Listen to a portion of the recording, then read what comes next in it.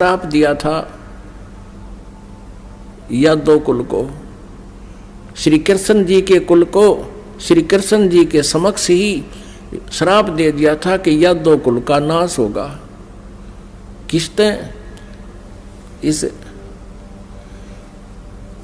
श्री कृष्ण जी का पुत्र प्रद्युम्न एक लड़की का स्वांग बनाकर पेट पर, गर्भवती लड़की का, स्त्री का स्वांग बना करके पेट पर लोहे का कड़ा बांध के ऊपर के गुजरियां वाले औरतों वाले कपड़े पहन के और एक नकली पति बनाकर दुर्वासा के पास गए थे उसे मजाक करने के लिए। और ये पूछा था कि हे ऋषि, सुना है आप भूत भविष्य वर्तमान की सभी बता देते हो, त्रिकालदर्शी हो, बताइएगा इसके लड़का होगा या लड़की। तब दुर्वासा ने ध्यान से देखा कि ये तो बकवाद कर रहे हैं।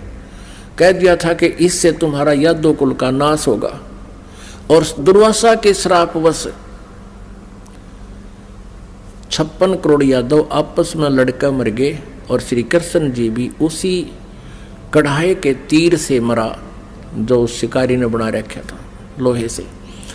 अपने आत्मा जब श्री कृष्ण जी, श्री रामचंद्र जी और श्री विष्णु जी तीनों रूपों में वो स्वयं हैं, वो अपने भी श्राप को यानी कर्म के दंड को नाश नहीं कर सके तो श्रद्धालु के कैसे कर देंगे।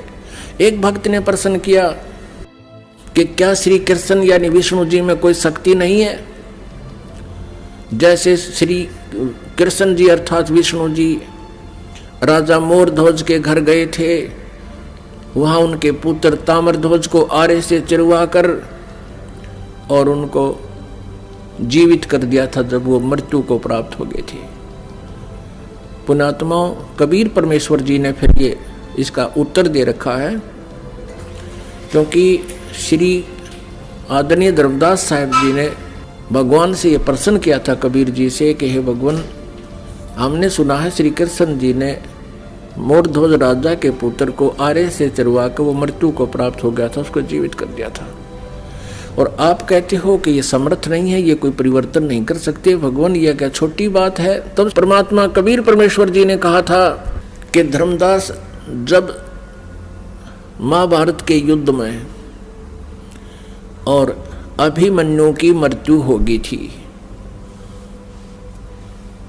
जो सुभद्रा पुत्र थे, और सुभद्रा श्री कृष्ण जी की सगी बहन थी, श्री कृष्ण जी अभिमन्यु को जीवित नहीं कर सके, वहीं पर वे विद्यमान थे।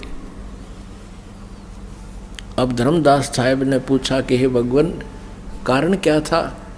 तब परमेश्वर कबीर जी ने कहा कि ये भगवान आपकी आयु और श्वास को घटा बढ़ा नहीं सकते। अभिमन्यु की आयु इतनी थी, उसके प्रारंभ में ये परिवर्तन नहीं कर सकते। सुभद्रा रोए थी, भगवान श्री कृष्ण रोए थे अपनी बहन के दुख में, 5 पांडव रोए थे और उनका कुल नाश हुआ था। तो वहां थी समर्थता दिखाने का समय, वहां था, उसको जीवित कर देते। और वहां क्यों जीवित कर दिया ताम्रध्वज को? क्योंकि उसकी आयु शेष थी, उसके श्वास शेष थे। इतनी क्षमता इनमें है कि इन टूटे फूटे शरीर को ये ठीक कर सकते हैं, लेकिन श्वास नहीं बढ़ा सकते, कर्म दंड को ये समाप्त नहीं कर सकते। तो परमात्मा ने कहा, तुम कौन राम का जब ते जापम, तात कटे न ये तीनों तापम।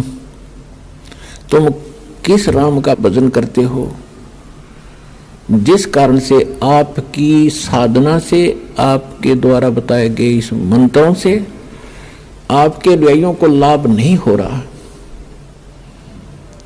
आप उन भगवानों की भक्ति कर रहे हो जो आपकी किस्मत में लिखे हुए उन पापों का वो नाश नहीं कर सकते। और वेद बताते हैं परमात्मा घोर पाप भी नाश कर दे। तो इससे सिद्ध है आपको वो परमात्मा मिला नहीं है जिसकी तरफ वेद संकेत करते हैं। इति सिद्ध। वो परमात्मा कौन है? यजुर्वेद अध्याय नंबर 5 के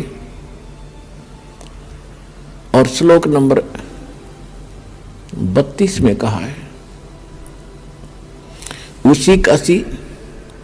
उसी कसी माने वो पूर्ण शांतिदायक है। गीता अध्याय नंबर 18 के श्लोक नंबर 62 में